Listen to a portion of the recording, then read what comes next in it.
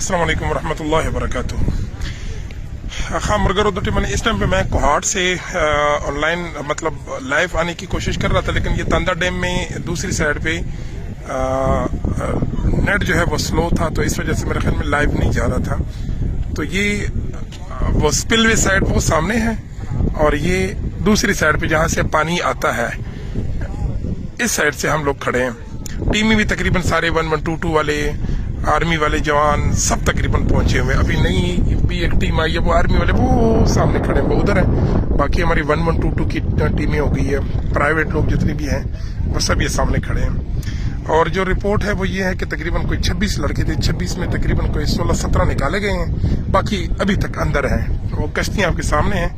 मैं ज़रा ये आपको ये कर देता हूँ जूम, कोशिश करता हूँ कि ये सामने जो है वो घूम रहे हैं लोग। अब अल्लाह करे कि सब जो है वो निकल आए। तो ये है, और अब ये कोहाट तांदा डैम, अभी तकरीबन 3 बजे का टाइम है ये।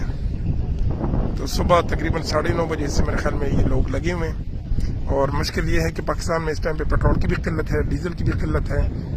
उस वजह से भी जो है वो काफ़ी लोग बहुत मुश्किल से, बजाते खुद हम भी मुश्किल से पहुंचे हैं।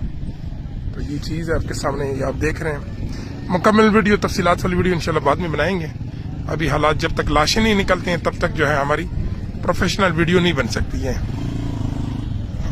इंशाल्लाह असर तक हम इधर ही हैं। ये कश्ती को हवा दे रहे हैं, कश्ती जो है वो मेरे ख्याल में लीक है। खैर बाकी काफ़ी सारी कश्तियाँ अंदर हैं, ये 1122 की कश्ती है, तो ये लीक है, इस वजह से इसमें हवा भरने की कोशिश कर रहे हैं। तमाशाई खड़ी है, कोई लाश वगैरह अभी तक नहीं निकली है। काफ़ी टाइम से कुछ लाशें नहीं मिल रही हैं, देख रहे हैं आप। तो बाकी जो हमारी हुकूमत की नाअहली है, हमारे मुल्क में जितनी नाअहली है, वो इंशाल्लाह बाद में आप लोगों के साथ मैं डिस्कस करूंगा, अभी नहीं।